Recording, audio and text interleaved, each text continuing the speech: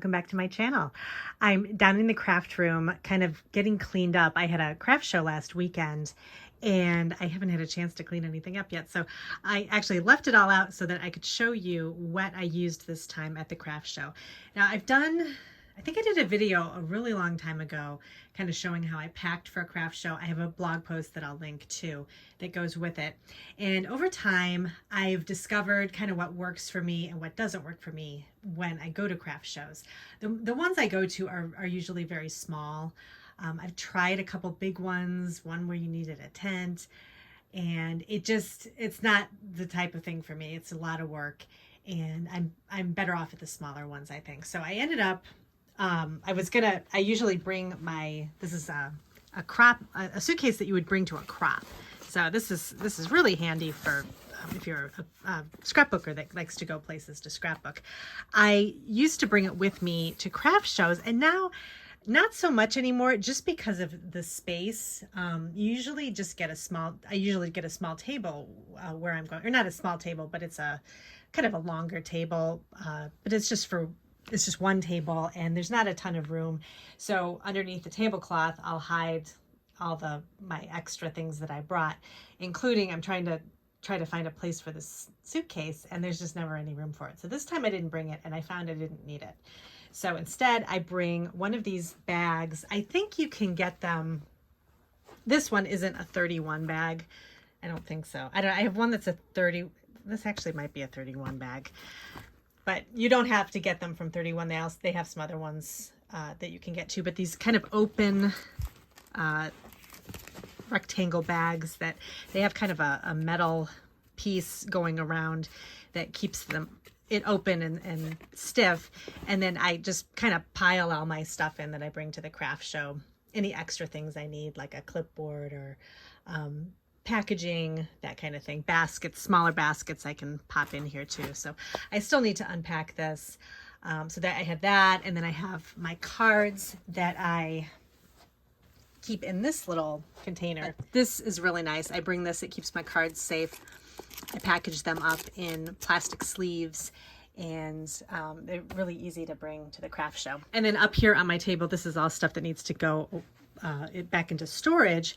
But these are my displays. This one is I had gotten this from Michael's. I think it was for Project Life cards or something. And they had little dividers in here that I took out. I use this to display my journals. And then these displays here are from Clear Containers, I think it's called. And I like these because it's called Clear Solutions. I like these because they break down, so you just have to, I don't want this one to collapse here, but I'll show you on the small one.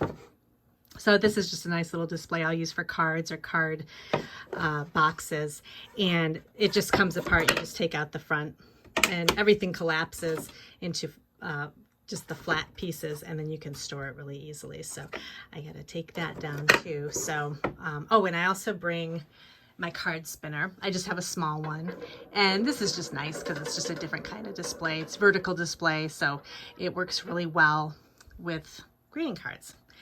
And I'm trying to think if you could put anything else on there. Probably just greeting cards would work. But anyway, so that's kind of my craft show setup. I enjoy craft shows, but they are a lot of work. So I kind of go back and forth whether I want to do them every year. I usually do. Last year I didn't do any. This year I did one so far. I don't know if I will do another one. It's a lot of work ahead of time. I tried to keep it pretty simple this year, though. I had some journals, and then I had some greeting cards that were mainly cards that just said just a note on the front of it. I didn't have specific themes. Like I had a few birthday cards, but I didn't have, birthday, graduation, where it really got down to specifics, because I felt like it's harder for people to find things if they're always flipping through and trying to find a specific card, and then you don't always have exactly what they want. So I figured just keep the cards simple. And that helped me to enjoy the process ahead of time as I was making the cards, because it's really strange when I'm making it the way I want to. If I say, okay, I have to make 5 birthday cards, then I feel pressure that I have to think of 5 different birthday cards and different, you know, what am I going to use? And I like to kind of make it a free flow process. And I feel like this time I kind of enjoyed the process a little bit better because I was just making basic blank note cards with fun stamped images on the front, and I used my new stamps and I used what I felt like using, and it worked out really well this time. I felt like it was a lot less stressful. So I sold a few things, but I always have better luck with Etsy. I think I think you reach more people that way. But it's fun to go to these craft shows. I really like meeting new people there. I met somebody who knew what a junk journal was, and she had been a longtime scrapbooker, and it was kind of fun to talk to her and just, you know, talk to people and tell them about what I do and my cards and journals. So it was a good day. So we'll see if I want to do, sometimes I like to do a Christmas time holiday type craft show. So we'll see if I do that this winter. I don't know if I will or not, but we'll see. So anyway, so up next, I think my plan is to just start making some more journals. I had talked about this in a previous video. I had found these vintage frozen food cartons at an antique mall, and I thought they would be perfect to make covers for little mini journals. So I think I'm going to work on a few of these for the shop, kind of see what I come up with. I love the colors. I love the blue and the red and kind of the strawberry theme. So I think that'll be fun for summertime. I'm going to work on that. And then I'm going to be adding these journals back into the shop. I had them originally in there as a set of 2, and they were very plain.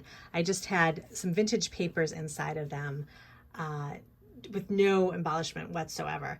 And they're made out of vintage can labels, the front and the back. So I kind of folded them over and made a mini journal out of them. They have just a lot of different types of journaling paper, vintage and new.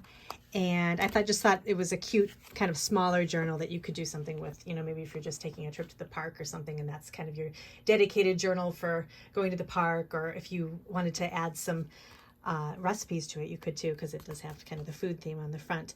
But I decided it needed a little bit more kind of embellishment to it. So I separated out the journals, and I added some daisy trim to the side because I thought that looked cute with the can labels there. And then on the inside, I love my new heart. This is my new heart die pocket that I got, and I've been using this in everything. And I thought this would be so cute on the inside, so I added that with a little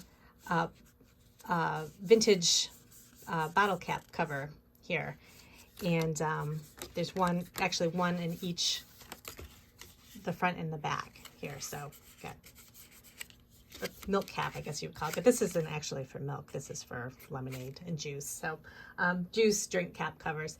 But I thought those are cute, kind of that little vintage look. These are not vintage, but they're just a cute little embellishment here. And then on the back here, I added a little scalloped pocket, which I thought was cute. I have this really fun waterfall, I guess it was a die cut, and you made like a little waterfall. You can make a waterfall journal out of it. And so I did that with just some journaling papers from October Afternoon and some other companies. And I just thought that was cute for the front. You could write little memories on the front of the journal, and then you have the inside, which is more plain, that you can do drawings and write things and that kind of thing. So it's got some vintage ledger paper and some dot grid paper and some paper that you could use for painting or drawing or something like that. So I'm going to be adding these shortly, separated out, so there'll be 2 you could choose from. And so I thought this would be kind of fun to add. And then one other thing I wanted to show that was so cute. I got this from the Paper Basket,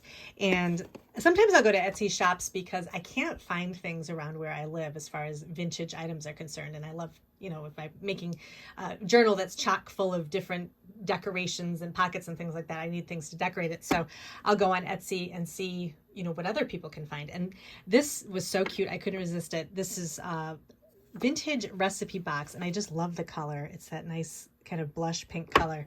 And then inside it was stuffed full of these really fun vintage recipes and advertisements. So there's actual real recipes from people in here. And then coupons and just fun things from you know, a long time ago.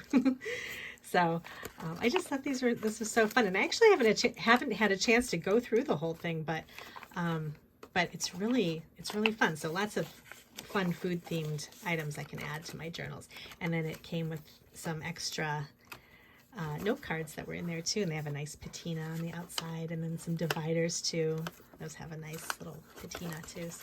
So this will be fun to decorate my craft room, and then also be useful for my journals.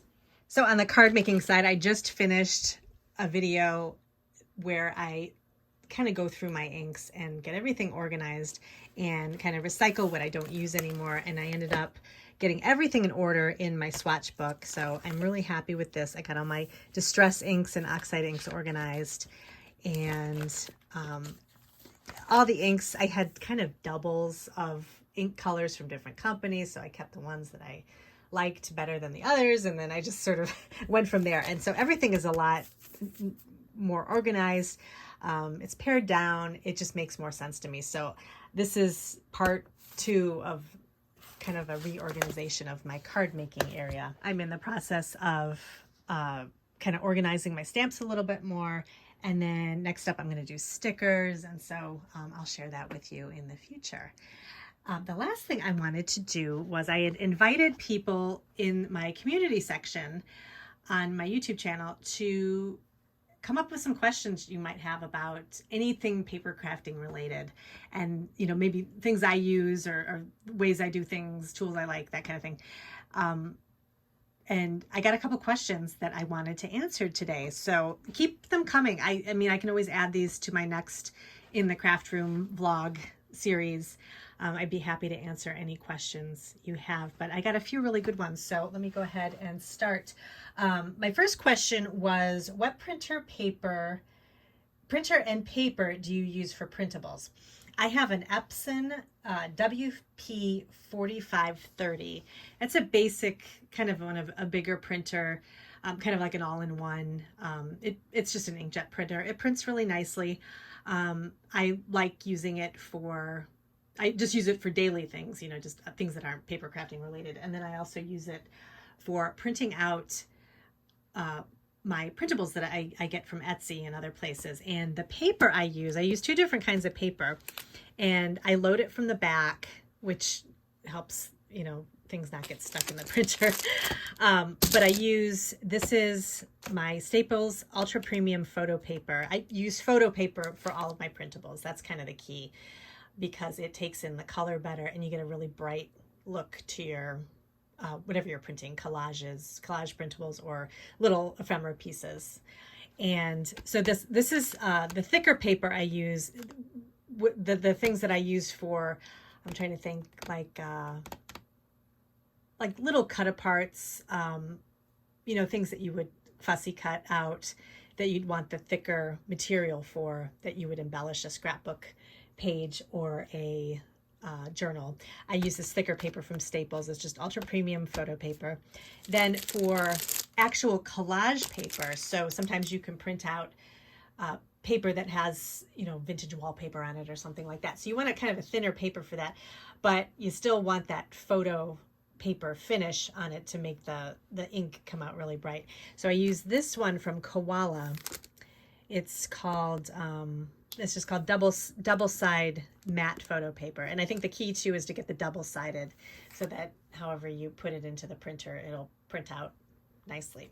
This is 32 pounds, so it's thinner, which is nice. So it's almost the thickness of a regular printer paper, which is kind of what you want for collage paper. You don't want it super thick, or at least I don't. I like to use the thinner paper, and then I can kind of work from there. But if you do like the, you know, maybe you want to print out a scrapbook paper background, then yeah, I would use kind of the thicker, the ultra premium paper. I don't have a 12 by 12 printer. I know those are an option too if you like to use printables and scrapbooking and print out an actual background on a 12 by 12 sheet of paper. I know there's some videos that talk about some of people's favorite printers for that, but I haven't purchased anything like that. So I figured it was easier for me just to have a printer that I could use for everything in my house plus paper crafting. So that kind of works for me. So that is what I use for printing. For my, then I have a question about, do I still scrapbook? Because I've talked about scrapbooking sometimes. I don't scrapbook. I haven't scrapbooked in a while. I used to scrapbook a lot before I got into card making and other types of things. So it's kind of like something had to take a back seat, and that was the scrapbooking. But I do keep printing my photos, make sure I get them off my phone, save them to wherever, and then I also print them out so that when I do have time, I can just grab a few photos and work with them. But I'll show you how I keep those in a second. But this is the printer I use for my photo printing. This is the Epson PM400, and I think a lot of people use this and are pretty happy with it. I think there's a Canon's, I don't even know if they still have the Canon Selfie. That was another option. I've just loved this one. This is can print wireless too, so you can hook it up to your phone, and just that's what makes it really easy for me. I will have a few pictures on my phone and have a minute and then I'll just go ahead and upload a couple photos and print them right to this. And it's nice and portable too. So it has a cord with it. So I took the cord off just so I could show it. But this is what it looks like here. And it's got a little screen you can work with. And you can print, for this particular one, you can print 4x6 or 5x7 photos. And then I just use this photo paper. I use the premium glossy photo paper, so you can see that right there. And then you just load it up in the back, or however many sheets you need. And then it's really easy just to follow the control panel here, and then it'll tell you what to do, or actually you'd follow it on your phone, and then it prints it out, and it prints out really nice pictures. So I've had this for many years, and I've been really happy with it. You also, the one thing with this, so you want to kind of print photos periodically to kind of get the printer working, because if you don't use the printer for a while, the ink tends to dry out a little bit, and you may have to reload a new cartridge of ink, which you don't want to have to do all the time. So I always try to make sure I print my photos on a regular basis, which is good anyway, because it leaves less of a large job for you later on. So I will do that, and then the printer is always working really nicely. So this you can find this on Amazon. So let me show you how I store my photos, just to kind of have them for when I have an opportunity to scrapbook. So this is these are my photos. I keep them in these iris cases. They're just, I organize them according to theme or person, or however, you do it. And I just keep these in these plastic cases. And then I'll also put Post-it notes on the back of my photos to remind me of the memories that happened, because sometimes you don't always remember that. So, and I want to write down specifics too, like something that was particularly funny, and things that I wouldn't normally remember, you want to write down just so you have it there, and then it jogs your memory as you're scrapbooking. So that's how I keep these, and I just have a couple of them, and I just marked it as projects, so I know at some point I will have more time that I can go back and take a few photos and scrapbook. So that keeps everything really convenient. And I think I have a video that kind of goes into more detail too. I'll link, that I did a couple of years ago about kind of keeping my photos organized. And then the last question was about the types of adhesive I use in my journals. So for adhering ephemera and ribbon and that kind of thing. So these are some of the adhesives I like to use. So this one I learned about from Kitty Weedy Papercraft, who had just the most adorable journals, but I had never heard of this liquid glue before, and I was never sure what kind of liquid glue to use, but I know liquid glue adheres really well. So this is pH neutral PVA glue, and it says down here it's ideal for bookbinding and paper projects. So it really is. I love this, and you can get it, I buy it in bulk on Amazon. I got like 2 huge bottles of it, and I've already gone through one. I like to, it has a kind of a thicker applicator at the top. So I like to prevent kind of lumping and stuff like that. I'll spread some out on whatever I'm adhering. So usually I'll use it for the inside of my book covers. So if I cover it with scrapbook paper, I will paint the adhesive on with a foam tool like this and just kind of paint it on the front, and then it has everything all even with glue, and then I can adhere the paper, and so there's no lumps or anything like that. I will use it for ribbon too. This works really well for ribbon and fabric. I know other people, I think Pam at the Paper Outpost, she uses Fiber Fix for paper and fabric and that kind of thing. I've never tried Fiber Fix. I've been pretty happy with this, so I'm just sticking with this, but that's maybe another thing you could try too. Also for ribbon too, I use these different sizes of score tape. And score tape is a double-sided tape. It comes in all different sizes. I have different thicknesses for different things. So I like to use washi tape on my cards and also on my journals. And washi tape is kind of semi-permanent, almost not really that permanent. So I always like to add a little bit of tape to the back of it to make sure it adheres. And actually this size is the best for washi tape. It's a little bit thicker, but it's super sticky tape, and you peel off the back, and it's just a very thin amount of tape that it doesn't leave any lumps or anything. So I really like it. And I have this really thick one too, and I use this for sometimes I use it for scrapbook paper instead of the liquid adhesive. It just depends on kind of what I'm doing and what the material is, or what the size of the material is. That's kind of what I'll use this tape for. But I got this little stacker thing, which is really convenient because you could just pop the tape right on top, and it keeps all your sizes, because I have like every single size. There's a super skinny size too. This is like a half, or this is like a 1/4 inch, I think. I think they even have an 1/8 of an inch too. So maybe I have to look that up. But I know they have a thinner one than that. So, but I'll put a couple links to that as well. I also like to use, I've had really bad luck with, I've always wanted to use adhesive with the little needle applicator tip at the top. Oops, this is exploding. But it always clogs up all the time. And so I got this one. It's called Barely Art. I got this from Spellbinders, but I think you can find it on Amazon as well. It comes with a couple of different tips on it. So it's got this needle tip here. If you can see, I had a needle in it to keep it from clogging up, and it kind of had a bubble in it, and it sort of was coming out a little bit, so I got to clean that up. But it comes with these different tips too. So it's got kind of a thinner tip here, but it's a little bit thicker. And then another one too that's a little bit thicker than that you can add. And then this really thin one too, this adheres really well. I use it for, it's actually really good for cleanup. Like if you have a little edge that's sticking up and you can't quite fit the applicator of another glue underneath it, this little needle nose tip really helps.